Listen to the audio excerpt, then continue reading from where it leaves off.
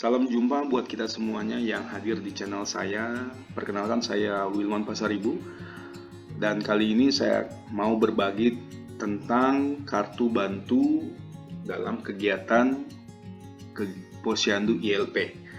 Nah, di sini saya akan jelaskan terkait dengan kartu bantu balita dan napras, ibu hamil nifas, usia sekolah dan remaja, produktif dan lansia.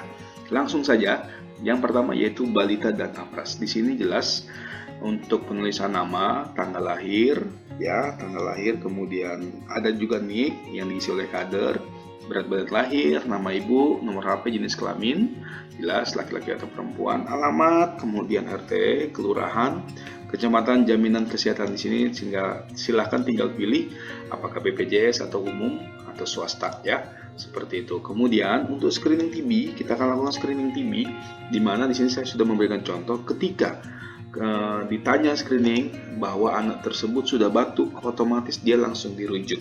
Namun jika tidak ada batuk, kemudian dia misalnya demamnya juga tidak ada, kemudian berat badannya ternyata turun, kemudian dia kontak erat terjadi dan hasilnya tidak dirujuk. Jadi acuannya untuk screening yaitu batuk terus-menerus. Selanjutnya kita masuk ke ASI eksklusif. Nah, di sini jelas untuk ASI eksklusif ketika misalnya dia bulan pertama langsung masih ASI, kemudian usia pertama masih ASI, dan usia kedua dia sudah campur, sudah tidak ASI eksklusif, kita tulis 0, akhirnya langsung terdata kesimpulannya tidak ASI eksklusif. Selanjutnya untuk MPASI ini boleh kader nakes ini untuk mengetahui apakah komposisi jenis sudah sesuai dengan pangannya, makanan MPASI yang baik dan benar ya. Jadi kalau misalnya di atas 6 bulan sudah benar, berarti tinggal dipilih ya. Jika 9 bulan tidak, berarti tidak. Kemudian kita lanjutkan untuk imunisasi. Imunisasi ini ditulis dengan tanggal, bisa saja tanggalnya misalnya tanggal 28 bulan 3 2025, HB0-nya seperti itu, dan seterusnya. Di sini jelas untuk penulisan imunisasinya ya. Kemudian untuk vitamin A tinggal iya tidak setiap waktu ya, setiap waktu bulan Agustus Februari. Obat cacing juga kita langsung buatkan, apakah dia mendapatkan usia pertama, usia keduanya mendapat, atau mungkin usia 2 tahun pertamanya juga ia tidak dapat, dan seterusnya. Selanjutnya untuk PMT, apakah anak Ronald? Di sini sudah ada jelas Ronald dan saya tulisnya ABCD seterusnya. Pangan lokalnya jika iya kita berikan iya. Dan di sini kita akan masuk dalam pengukuran pemantauannya. Jadi penimbangan di bulan Januari untuk ibu kader ataupun petugas kesehatan cukup menulis di atasnya saja tanggal posyandunya, misalnya tanggal 12 bulan 5 2025. Otomatis langsung di bawahnya terumus usianya juga. Kemudian ini untuk penjagaan ASI eksklusifnya, apakah jika masih di bawah 6 bulan ditanya apakah dia masih ASI saja atau sudah campur, seperti itu. Dan di sini untuk checklist perkembangan, di sini adalah nakes atau kader, apakah dia lengkap atau tidak lengkap terkait dengan checklist perkembangannya. Nanti biasanya teman-teman bidan yang menginput untuk screening ataupun skor pemantauan perkembangannya. Nah, lanjut. Di sini saya sudah memberikan contoh bahwa di usia 63 bulan itu ada 12 kilo, kemudian tinggi badannya 100. Kita tebak saja mungkin lingkar kepalanya ada 50, lilanya ada 13. Oke. Nah, di sini untuk hasilnya, karena ini posisinya usianya 63, berarti dikosongin saja ya. Dan di sini jika misalnya dia usianya 63 bulan, dia akan keluar status gizinya di IMT menurut usia. Dia gizi buruk ya. Tapi di berat badan usianya dia tidak keluar. Jelas di sini bahwa tertera berat badan usia untuk usia 0 sampai 5 tahun. Ya, jadi ini langsung otomatis keluar. Jadi ketahuan Namun kalau untuk hasil timbangnya ya diisi masing-masing, diisi manual oleh kadernya. Ya, seperti ini. Jadi kalau misalnya dia di bawah, misalnya contoh ini, kalau dia di atas 60 bulan dia tidak akan terisi, namun jika di bawah usia 5 tahun dia langsung terisi di berat badan. Apakah berat badan sangat kurang, berat badan kurang, normal, resiko berat badan lebih. Untuk mikrosefalinya juga langsung keluar, jadi silakan langsung input teman-teman, ibu-ibu kader, ya, lingkar kepalanya, lilanya, jadi langsung terinput. Jadi kalau misalnya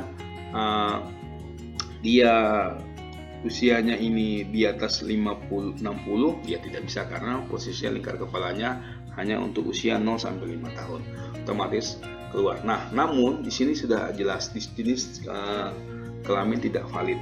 Maksudnya di sini adalah ketika teman-teman menginput likanya, tapi pada saat di laki-laki dan perempuan yang tidak dituliskan jenis kelaminnya, maka tidak dapat dikeluarkan hasil apakah dia makrosefali ataupun mikrosefali. Termasuk lilanya dia langsung normal atau kurang. Dan nanti setelah itu langsung teman-teman apa masalahnya, jenis masalahnya, dan berikan edukasi. Perlu saya sampaikan bahwa untuk balita APRAS, ketika ada angka merah di status berat badan pertumbuhannya atau di gizi buruk ataupun IMT-nya, kemudian ada di mikrosefalinya atau berat badan yang kurang, otomatis nanti dia akan langsung keluar rujuk. Ya, rujukannya ini otomatis seperti itu. Jadi itu untuk pemantauan setiap bulannya. Nanti bulan Februari dan seterusnya. Jadi ada Februari dan seterusnya dan seterusnya dan seterusnya. Ya, jadi ini otomatis langsung teman-teman tinggal input, dia langsung keluar status pertumbuhannya. Untuk APRAS-nya langsung keluar status gizinya menurut indeks massa tubuh menurut usia. Namun untuk tinggi badan ini manual ya, sangat pendek atau pendek ini manual. Ya, ini silakan untuk bertanya kepada petugas kesehatannya. Kita lanjut ke ibu hamil dan nifas. Nah, terkait dengan ibu nifas, otomatis jelas di sini bahwa untuk screeningnya, kartu bantu ibu hamil ataupun nifasnya, ada ibu hamil, NIK, tanggal lahirnya, nama suami, nomor handphone, anak keberapa? Anak ketiga, contoh seperti itu ya. Usia kehamilannya, berarti usianya ada mungkin jaraknya 3 tahun ya, 3 tahun. Tinggi badan, berat badan otomatis akan keluar IMT-nya. IMT prahamil, HPHT-nya tinggal ibu. Bapak ibu tulis misalnya 28 bulan 3 2025, berarti kehamilannya, HPL-nya kapan, seperti itu ya. Alamat domisili, kemudian RT, kemudian apakah dia posisinya, ya kebetulan saya dari Bontang, dia apakah di Kanaan atau Gunung Pelihan atau di luar wilayah, kecamatannya di mana. Kalau luar wilayah berarti dia di Bontang Utara atau Bontang Selatan ya, kebetulan saya di Bontang Barat, jadi di Bontang Utara contoh. Kemudian alat penggunaan sebelum hamil, biasanya kita akan tulis, biasanya di sini apa, kita tinggal tulis suntik mungkin, atau apa, kayak mungkin kondom ya, atau implan, penggunaan kontrasepsi sebelum kehamilan. Lanjut, penderita ibu, jika tidak ada langsung diberikan kosong saja ya. Jika tidak ada riwayat penyakit, alerginya jika tidak ada, monggo tidak ada. Kalau ada biasanya sih ikan tongkol biasanya ya.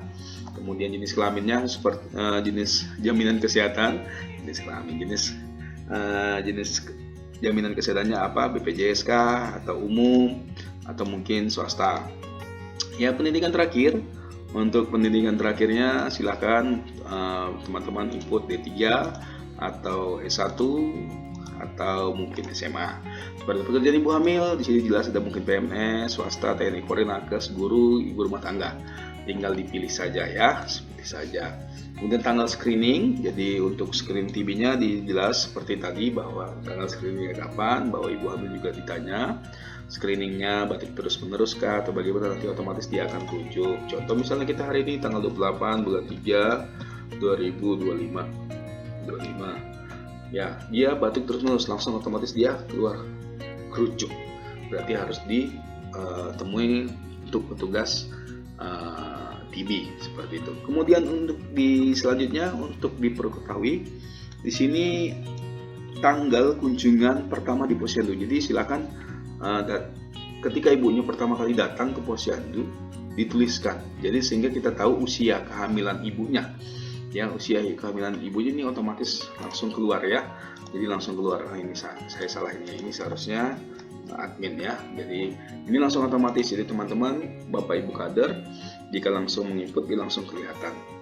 Statusnya langsung ketahuan status gizi pra-ibu hamilnya, kemudian usia kehamilan ibu saat pertama datang ke posyandu. Nah, kalau misalnya dia 4 bulan, tulis di sini awalnya. Kalau dia misalnya 3 bulan, tulis di sini awal seperti itu ya. Baru lanjut di sini posisinya di 4 supaya kita mengetahui usia kehamilan di mana titik awalnya.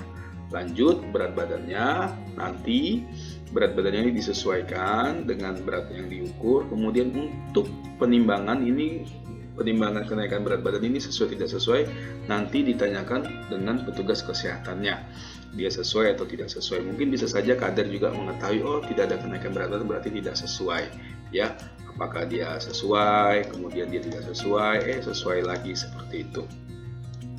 Lanjut untuk pengisian ya, kita mengetahui ada sampai 9 kali. Jadi ini usia pertama pemeriksaan 1 bulan. Jika dia usianya 1 bulan, jadi silahkan ibu kader mengisi lilanya.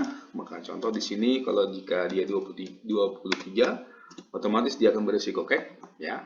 HB-nya ini nanti ditanyakan oleh petugas, biasanya untuk petugas. Jadi kalau dia 10,9 otomatis dia anemia. Jadi kalau dia 11,1 ya normal. Kemudian tekanan darahnya jadi ditulis, sistolik diastoliknya, selanjutnya akan ketahuan hipertensi atau tidak. Kemudian gula darahnya, jadi ibu hamilnya juga ditanyakan gula darahnya kalau dilakukan pemeriksaan ya. Jadi kalau dilakukan pemeriksaan, tapi memang secara ibu hamil tetap diperiksakan GDS-nya. Kemudian apakah bulan ini sudah mendapatkan tablet tambah darah atau WMS? Jika iya, silakan tebus iya. Jika hanya EPS saja, silakan iya atau belum dapat seperti itu. Kemudian berapa sudah dapat? Apakah 30 atau 90? Seperti itu. Apakah ibu hamil bulan ini mengikuti kelas balita? Jika iya, ia ikut, kemudian baru tahu, ditanyakan, kemudian tidak ikut. Seperti itu. Apakah ibu mendapatkan PMT pemulihan? Ya atau tidak. Seperti itu. Tinggal diklik saja. Apakah ibu ada keluhan? Jadi keluhannya ada, kemudian berikan edukasi. Nah, bagi ibu hamil yang memiliki ada tanda merah, apakah dia berisiko anemia, hipertensi, atau gula darahnya tinggi. Kalau misalnya di sini gula darahnya tinggi, berarti gula DS-nya berarti 201 tinggi, otomatis ibu tersebut akan dirujuk ya. Jadi salah satu dari hasil pemeriksaan ini merah, langsung dirujuk. Begitu juga dengan selanjutnya, ada Februari, usia 2 bulan, dan seterusnya ya. Dan sampai pada akhirnya melahirkan, terus saja. Nah, pasca melahirkan, tanggal bersalinnya kapan? Misalnya tanggal 28 bulan 3 2025 contoh. Kemudian tempat bersalinnya di mana? Biar kita tahu apakah rumah sakit, apakah puskesmas, ataukah klinik, ataukah mungkin di rumah. Berat lahirnya berapa? Ya 2 kilo berarti BBLR, 2,5 itu 2,5 itu normal. Selanjutnya panjang lahir, kemudian apakah anak itu sudah IMD atau tidak? Ya pasti IMD. Kemudian apakah diberikan kapsul vitamin A untuk nipasnya?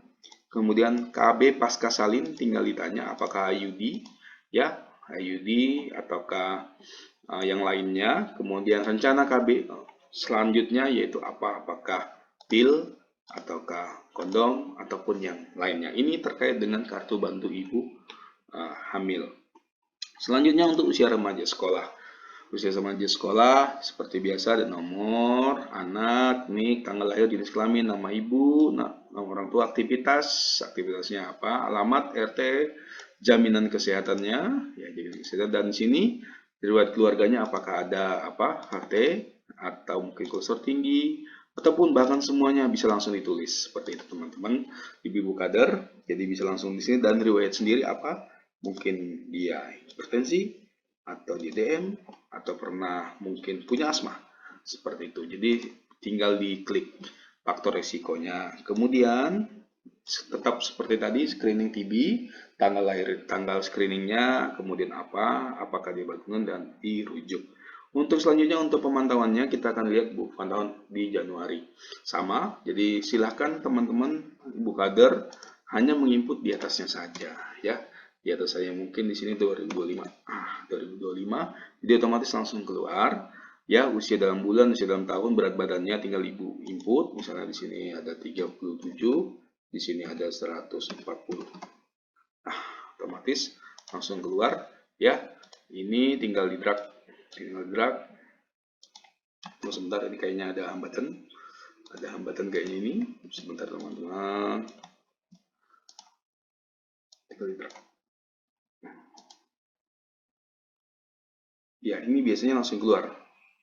Oh, ya. Kenapa tidak keluar? Nah, perlu saya sampaikan bahwa dia masih di usia 24 bulan atau 2 tahun. Jadi tidak bisa ditarik. Ya, karena saya salah ya menginput ya. Jadi ketika misalnya usia sekarang, jadi ini salah ya. Seharusnya ini tidak ya. Tadi tanggal lahirnya di belakang terlalu muda. Jadi ketika di sini langsung otomatis keluar. Saya kasih contoh di sini saja, berat badannya mesti kosong. Ya. Jadi misalnya di sini 37, langsung di sini posisinya 150. Ya, langsung keluar status gizi baiknya, IMT menurut usianya untuk anak usia remaja. Jadi kalau tidak ya kosong hasilnya ya, seperti itu. Kemudian lingkar perutnya silakan diinput sesuai dengan tadi sudah dibagi bahwa laki-laki dan perempuan sudah disesuaikan. Jadi ketika perempuan dia akan menyesuaikan lingkar perutnya di bawah 80 itu normal, di atas 80 itu tinggi, untuk laki-laki 90. Kemudian tekanan darahnya, sistolik diastoliknya normal, hipertensi, pemeriksaan gula darahnya ya. Kemudian untuk remaja putri ya, HB-nya juga diperiksa, dan apakah remaja putri mengkonsumsi tablet tambah darah? Ya. Kemudian apakah dia melakukan merokok? Tidak atau iya. Masalah kesehatannya, edukasinya apa? Dan jika salah satunya ada yang warna merah, ya maka otomatis langsung dirujuk. Selanjutnya, untuk usia produktif. Nah, di sini saya jelaskan untuk kartu bantu usia produktif, nama, nomor lengkap, nik, tanggal lahir, jenis kelamin, nomor handphone, alamat, RT, kelurahan, kecamatan, jenis kesehatan seperti tadi ya. Kemudian ini ada tes hitung jari, mata kiri masih bagus atau tidak, ya, masih bergerak, tes berbisik, jika iya ya. Namun jika salah semuanya tidak, maka tidak dirujuk. Jadi, tapi kalau ada hambatan, kalau misalnya kirinya bermasalah, maka langsung dirujuk. Satu saja yang bermasalah, maka langsung dirujuk. Selanjutnya, untuk riwayat keluarga tetap tadi tinggal diisi ya, apa saja, contoh contoh ini juga stroke segala macam, record sendiri. Kemudian konsumsi makan minum dan manis ya, konsumsi asin mungkin tidak, konsumsi berlemak mungkin iya. Kemudian merokok bagaimana, apakah dia merokok? Iya. Kemudian bernapasnya pendek saat berjalan di jalan datar sedikit ya. Kemudian untuk tidak mempunyai dahak, tidak biasa batuk saat sedang flu, ini tidak pernah diperiksa spiometri atau backflow-meter meniup dalam suatu alat ini untuk ya, seperti itu, tinggal ditulis ya, seperti itu. Kemudian untuk screening TB seperti tadi tetap ditulis screeningnya, tanggalnya tanggal 8 bulan 3 2025 ya, seperti tadi screening TB-nya. Dan untuk di Januari ya, ini kita akan sampai bulan 12 Januari Februari. Jadi nanti di sini teman-teman kader hanya menginput di sini saja, nanti otomatis ngedrag langsung ke bawahnya, umurnya, kemudian berat badannya, tinggi badan, IMT-nya, langsung otomatis keluar status gizinya ya, status gizinya langsung keluar, misalnya ini 167, ini 170. Nah, berarti dia normal. Kemudian lingkar perutnya juga sama, otomatis kalau misalnya dia 80, ya disesuaikan dengan apakah dia laki-laki atau perempuan. Kalau misalnya berarti kalau ini laki-laki berarti dia masih normal 90, kalau dia 91 pasti tinggi ya. Diastolik atau sistoliknya, hipertensi, gula darah silakan diinput, pemeriksaan GDP-nya, tinggi rendahnya, asam uratnya sudah juga dipisahkan antara laki-laki dan perempuan. Yang jelas nantinya untuk jenis kelaminnya harus tetap ditulis ya, jika tidak dia tidak akan keluar.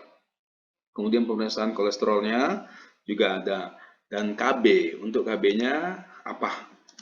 Apakah dia belum menikah atau IUD? Jadi ditanya semuanya.